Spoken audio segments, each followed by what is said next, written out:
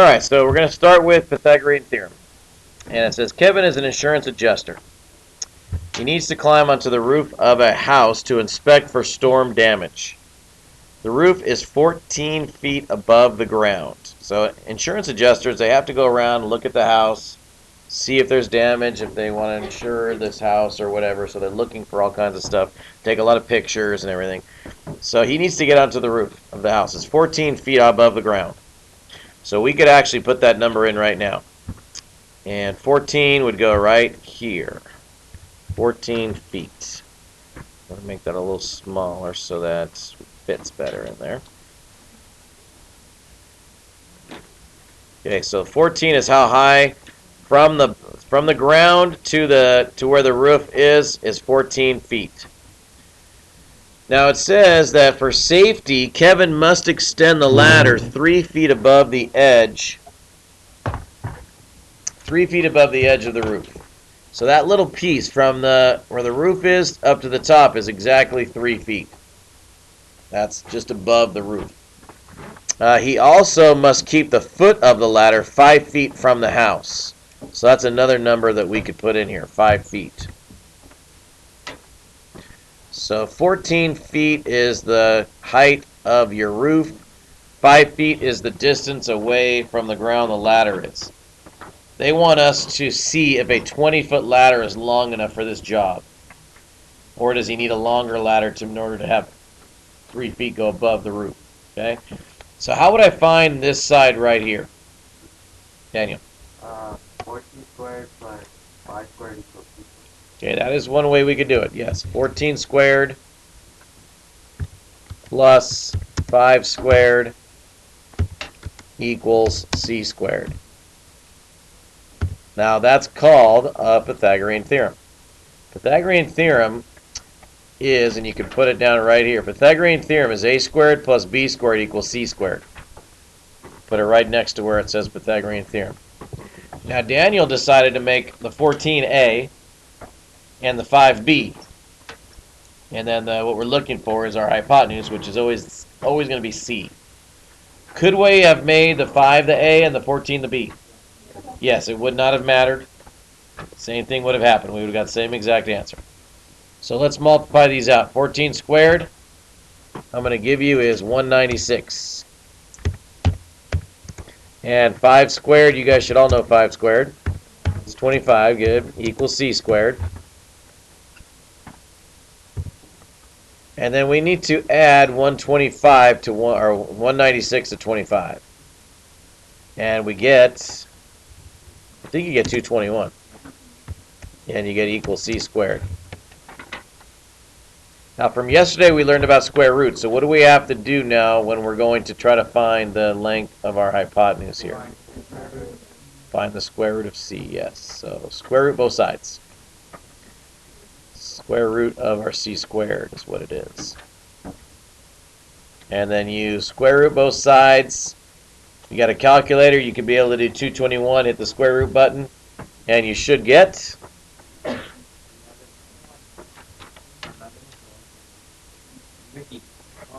anybody?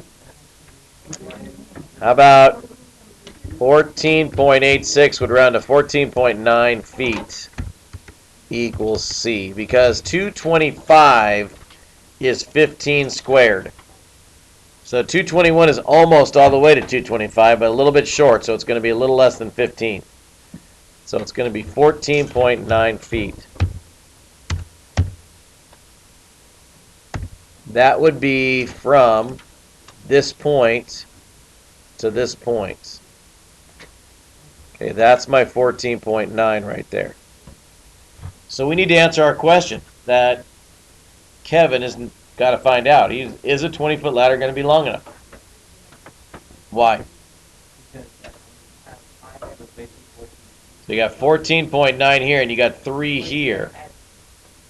So what does that add up to? 17.9, right? So this little spot right in here was 3. So the total would be 17.9, or you could actually round that to about 18 feet, right? So he needs about an 18-foot ladder. So yes, it must be at least 18 feet, and he has a 20-foot ladder, so he's definitely got, yes, it's long enough. It only has to be 18 feet long for that to work, and he's got a 20-foot ladder. Because 14.9 plus it's got to go 3 feet above the roof. See this little 3 right here? So you got this get around to 15, and then 3 more than that, it's got to be about 18 feet. So then he has a 20-foot ladder, so he should be good. All right, so in here is the Pythagorean theorem in words. It gets kind of wordy, but this is what we basically are doing. Whoops. Okay, that's not good. Let's see. Cannot find it. There it is. All right. It says, in a right triangle, the square of the length of the hypotenuse, that's our c squared. The square of the length of the hypotenuse, which we know is c squared, is equal to, c squared equals, the sum, that's our plus sign, of the squares of the legs. So that's the a squared and the b squared. So the c squared has to equal the a squared plus the b squared. And that's what that's saying. The squares of the lengths of the legs, yes. So I'm going to try in a right triangle. Keep that in mind. It has to be a right triangle. The square of the length of the hypotenuse, so that's our c squared, has to equal the sum, that's the plus, of the squares of the lengths of the legs. That's a squared plus b squared. Has to equal the c squared. That's just a word definition of our Pythagorean theorem. You know Pythagorean theorem as the little formula, a squared plus b squared equals c squared. That's what you need to remember. That's a formula that they're not going to give you on a test. That's a formula they're going to assume that you know. An a squared plus a b squared equals a c squared in every right triangle. Okay, so that's one that you're going to just have to know. Now, could we come up with an if-then statement for this? Yes, we could. So what would that be?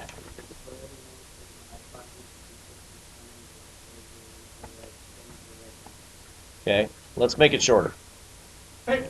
Because that's long. For that, we could make it shorter.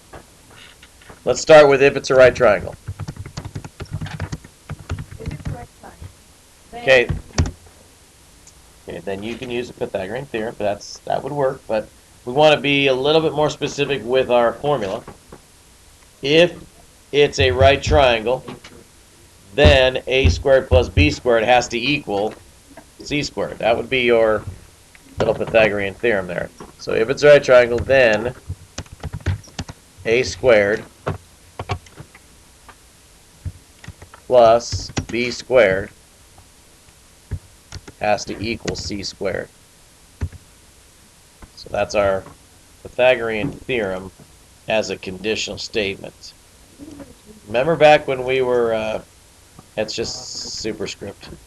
You remember back when we were doing in Unit 2 where we had conditional statements, if it rains today then the game is canceled or something. We also did inverses, converses, and contrapositives. Do you remember what an inverse was? Switch them? No. Opposites, making them negatives. So could we make that negatives? If it's not a right triangle, then a squared plus b squared is not equal to c squared. Okay, that's inverse. Do you remember converse?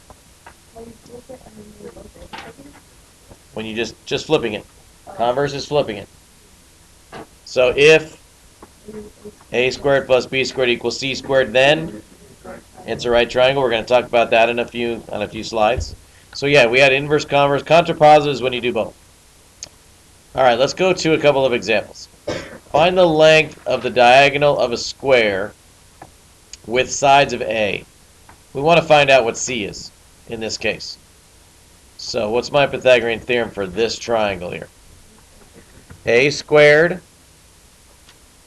plus, careful here, another a squared, that's right. Because both legs are a's.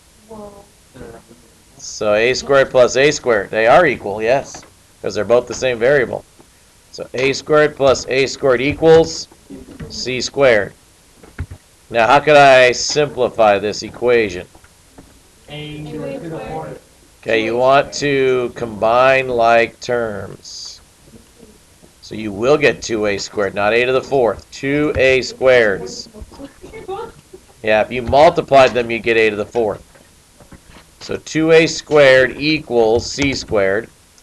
And we're still trying to get c by itself. So what do I do on both sides? Square root both sides, yes. So just like we did yesterday, we square root both sides. And now we want to try to simplify. We know we have c, but we want to find out what this is when you simplify it. I heard a root 2. What do you think? A root 2. No? 2 root a? A radical 2? Isn't that the same as a root 2? You should probably use radical, yeah. So what do you think? If we break that into radical 2 times radical a squared, what is radical a squared? Just a. If you have a radical a squared, the square root and the square are going to cancel out. You're just going to have a. So you're definitely going to have a and then radical 2, and that's going to equal c. So yes, a times radical 2 is going to equal c. Now that's going to be a formula that we're going to be using quite a bit starting Thursday. We're going to be talking about some special right triangles. This is actually a special right triangle here. It has a special name. Do you know what we can call that triangle?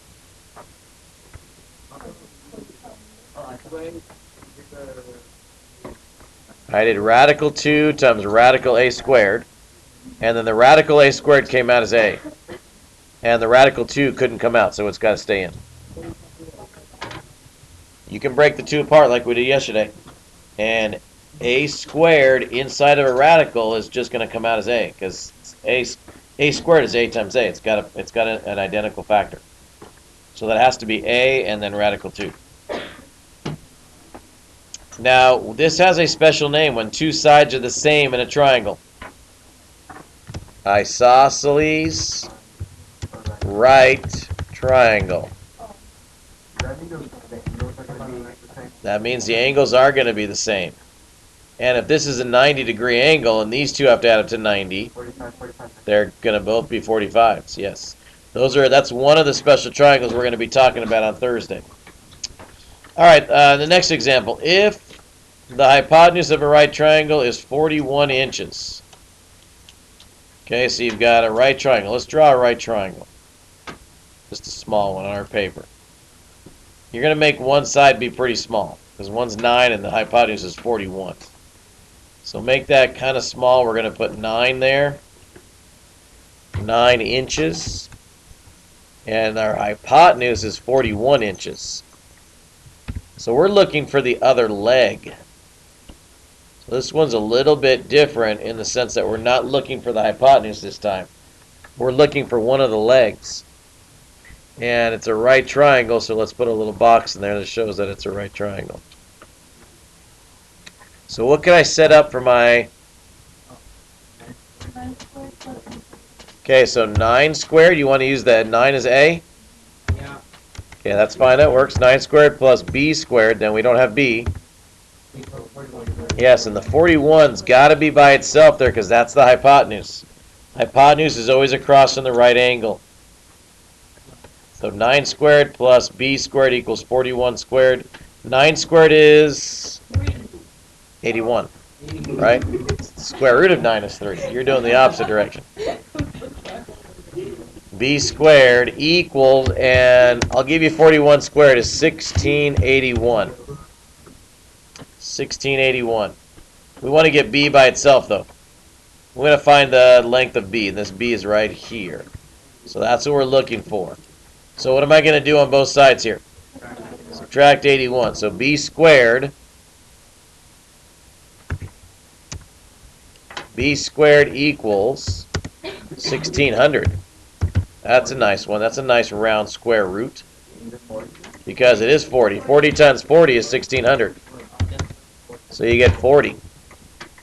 So that means you should put down here B equals 40 inches. Okay, that has a name that we give it as well. It's not an isosceles right triangle. It's called the Pythagorean triple. Why do we call it a Pythagorean triple? We gave you one of those the other day when we were doing right triangles and similarities. We call it a Pythagorean triple because what do I know about all three of these numbers? They're all integers. They're all numbers that do not have decimals or fractions. So Pythagorean triple is when you have all three of your numbers in a right triangle as integers. Okay, so if there's three positive integers, A, B, and C, and they satisfy the Pythagorean theorem. That means a squared plus b squared does equal c squared. And they're all integers. Then we call it a Pythagorean triple. That means you had three whole numbers that worked for a right triangle.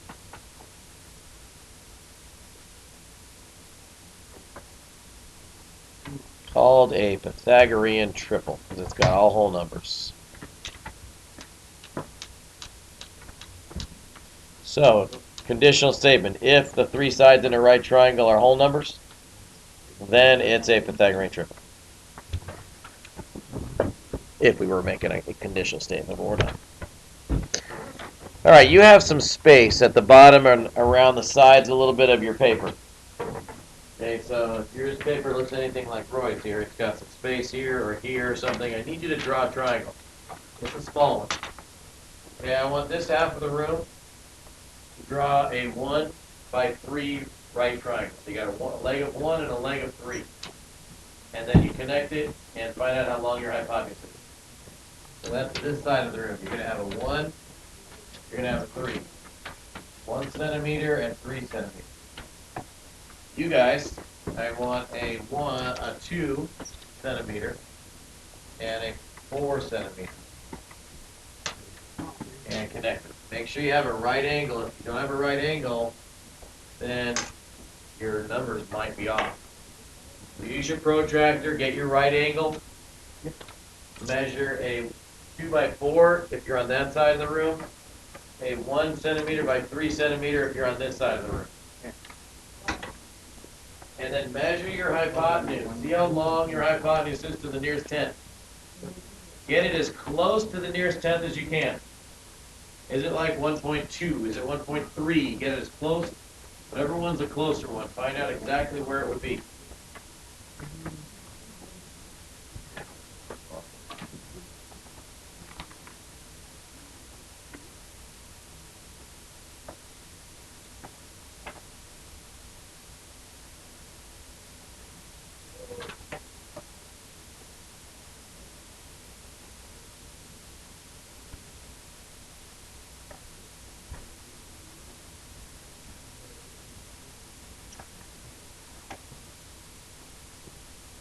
Okay, so you guys got your 1 and your 3. Did you measure your hypotenuse?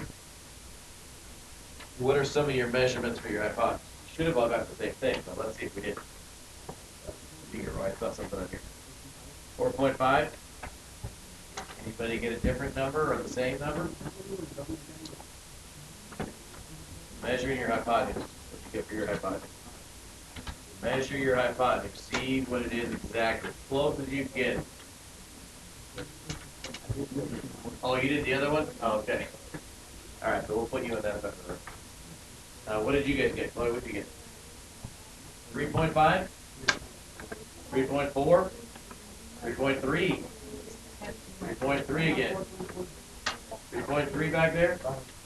Okay, I've heard more 3.3, so let's put 3.3. All right, so if the Pythagorean theorem works for you guys,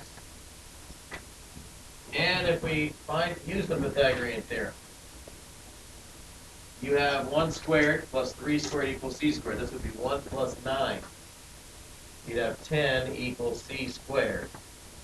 And if you look at your calculator and do the square root of 10, you do 10 and you hit the square root button, you should get 3.16, which would be 3.2 if you round it off. Anybody get 3.2 over here? Okay, so you guys probably have a pretty good right angle. If you got 3.3, guess what happened with your right angle? Probably not a right angle, probably a little obtuse. Okay, so you should check it out and see if you can readjust your right angle maybe a little bit.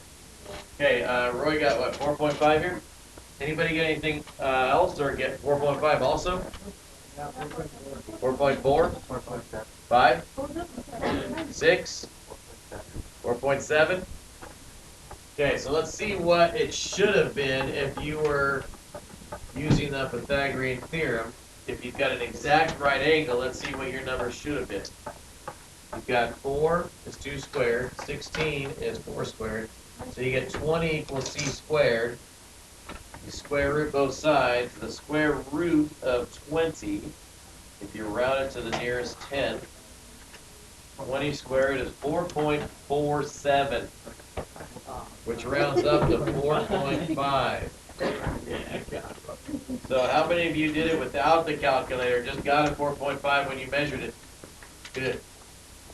You want to make sure you get that. That means you had your right angle correct. If you didn't have your right angle correct, you might have gotten a different number to come out. Now, it should be just a smidge under 4.5, but it should be really close. I got 4.7. You've got it up to I mean 4.47. Can't see that on your calculator. You can see that it's almost 4.5. That'd be good. All right, let's get to the last part, the backside. So turn the paper over. Turn it to the backside. Okay, what about the converse of the Pythagorean theorem? We already said the converse once, didn't we? What was the converse? If a squared plus b squared equals c squared, then it's a right triangle, right? So that would be the converse of the Pythagorean theorem. So if Jerome wants to be sure that the corner of an iron brace is a right angle, then how can he check to make sure it's a right angle? Protractor. What if he doesn't have one? He doesn't have a bigger one. He's got to use what? The Pythagorean theorem. He has to see if a squared plus b squared is equal to c squared, then he knows that he has a right angle. So if he wants to make sure that that brace has a right angle, he needs to multiply, or he needs to do a squared and b squared, add those together and see if it equals c squared. If it equals, then he knows he has the right angle. If it doesn't equal, then he knows he doesn't have a right angle. What kind of a triangle would he have if it doesn't equal? We can actually figure that out using the Pythagorean theorem. We could actually know exactly what kind of a triangle he might have. So here is our little formulas, our little ways to figure it out. If c squared is the same as a squared plus b squared, then we know we have a right triangle. That is the Pythagorean theorem. So if c squared is equal to a squared plus b squared, you have a Pythagorean theorem, and it is a right triangle. Bless you. Bless you. If c squared is less, I don't know. Let's hope that it doesn't do that again. Good. If c squared is less than a squared plus b squared, then you have an acute triangle. That means all the angles would be acute angles. It would be less than 90 degrees at last angle. It might look like 90, but it might be 89 or 88.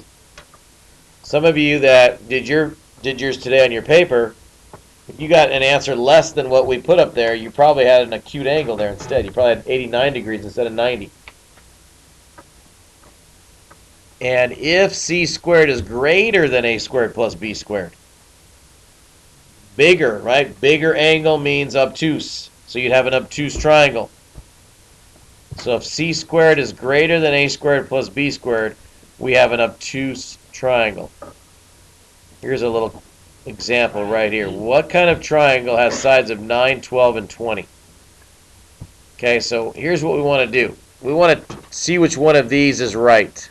Is it equal to a squared plus b squared? Then it's a right triangle. Is the c squared less than a squared plus b squared? It'll be acute. Is our c squared greater than a squared plus b squared? It'll be obtuse.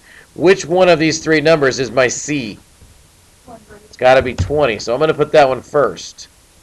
So c squared, and I want to see if it's equal to the a squared plus the b squared, which in this case will be 9 squared plus 12 squared. So I want to see if they're equal. I'm going to take the equal sign out because I don't know if they're equal. I'm just going to leave a space.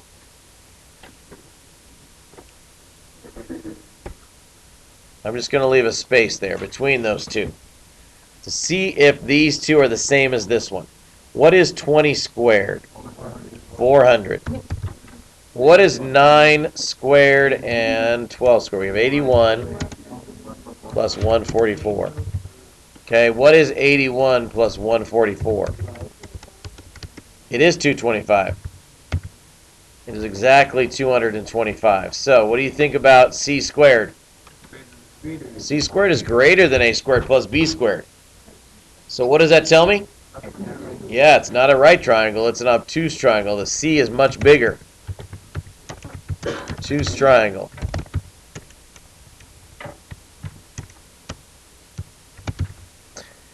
So what that triangle would look like would be something like this. You don't have to write this down, but this is what you could assume that since we know it's obtuse, you'd have something like this where you'd have a 9, you'd have a 12, and you'd have a 20. And you'd have an angle like this big right here, a big angle, probably 120, 130 degrees. Because 400 is quite a bit bigger than 225. It's not like they're right next to each other. So you probably got a pretty big obtuse angle. So that's what you could assume about this triangle right there. It's going to have one pretty good size obtuse angle. Because this c squared was much greater than a squared plus b squared. And it has to be obtuse in that case. Okay, is the following a Pythagorean triple? If not, what kind of a triangle is it? Following a Pythagorean triple. If not, what kind of... Okay, so let's see if it's actually a right triangle, right? So what could I set up for the Pythagorean theorem here? 5 squared plus 25 plus 144. Okay, so 5 squared, so you want to make 5 our a? Okay, so 5 squared plus 12 squared equals 14 squared.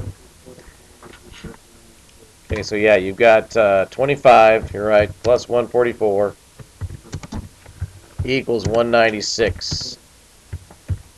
And then you got what's 25 plus 144? 169. That does not equal 196. That's less than 196. So is it a Pythagorean triple? No. Definitely not, because to be a Pythagorean triple, it has to be a right triangle first and foremost.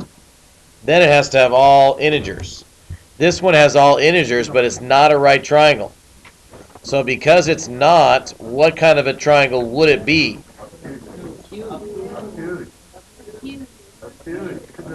You've got 196 is less than 169, or 169 is less than 196. You're right, it is obtuse. But I thought when it was less than, it was acute. Oh, yeah, we switched it around that time. So 196 is greater than 169. Your c squared was greater than your a squared plus b squared. You have to make sure you find where the c is, and that's the one that you're looking at. Is that greater, or is that less, or is that equal? Always locate the c squared, or the c. Okay, what can we say about a triangle that has 1, 1, and radical 2? as the sides. Which one is the biggest side out of those? 1, 1, or radical 2?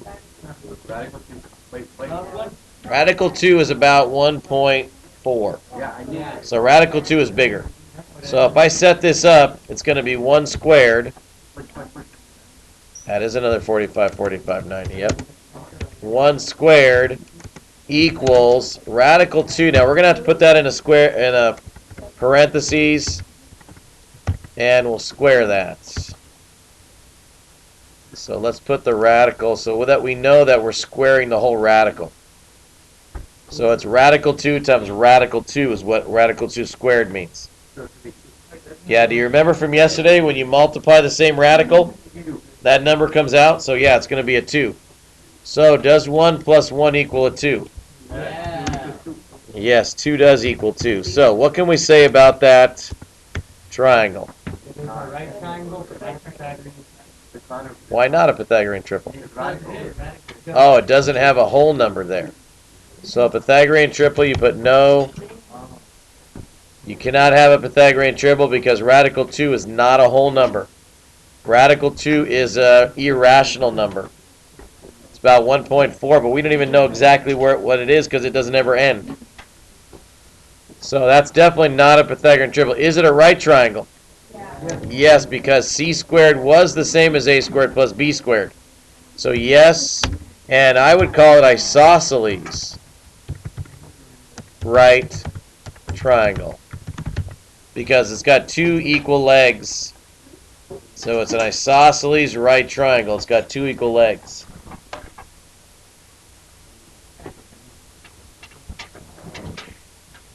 Isosceles right triangle has 2 equal legs there. And radical 2 squared was a 2, so it did come out as a right triangle. Okay, here's just a last few. That's all, last 4. They're pretty easy ones. It's all true, false. Okay, if this is a right triangle, and you've got your A, your B are your 2 legs, and C is your hypotenuse, does A squared plus B squared equal C squared? That is true. It does equal. Does A squared minus C squared equal B squared? Well, let's think about this. How do I get B squared by itself? How do I get B squared alone? I got to subtract A squared on both sides to get B squared by itself. So what I could do is, let me make this a little smaller so I can show you. Okay, so if I subtracted A squared on both sides, whoops,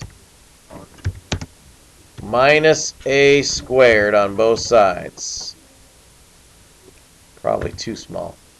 Let's make that a little bigger. Okay, so if I subtracted A squared, not squared A, that's weird. Why did I do that? All right, A squared, that's better. Okay, so if I subtract that on both sides, and these A squareds cancel out right here, what does B squared equal? C squared minus A squared. Can I flip that around and put A squared minus C squared? No. Not with subtraction, you can't. Addition is only commutative, and so is multiplication, not subtraction. So A squared minus C squared is not B squared. It would have to be C squared minus A squared to be B squared. So that one, you've got to put false there. Let me make it larger. Now, what about A squared being C squared minus B squared? That one does work because you would subtract B squared on both sides. You'd have C squared minus B squared, so that would work. And what about A squared equaling B squared plus C squared? No, you got to subtract B squared, so that would be false. Now, there's a couple of slides left that I just want you to look at, so you don't have to actually write anything down. Just look. If I was to click on this question mark right down here at the bottom, what do you think we would call this side right here? That'd be a leg, right? Yes, right. What if I clicked on this one? That'd be a hypotenuse. What about this one? Yeah, so up here again? Because it's across from the right angle. If I had a right triangle that had 9 and 12 as the 2 legs, What would the equation be? 81 plus 144. 9 squared plus 12 squared, which is 81 plus 144, equals c squared, right? Let's look at this one. How long is this leg? How long? Each one is 1. 1, 2, 3, 4, 5, 6, 7. How long is this leg? 1, 2, 3, 4, 5, 6, 7, 8, 9. So you've got a 7 and you've got a 9. Okay, so you see how it's 7 and 9? So what do you think the length of the hypotenuse would be? As a radical. What's 49 plus 81 in your head? 130, and then take the square root, you would get radical 130. So that would be radical 130 for that other side. Let's see. This one you're going to actually see on SchoolNet tonight. So you're going to have to solve for x. You got a squared, you need b squared, you got c squared. So you solve for x, it's going to be one of these 4 answers. So it's a.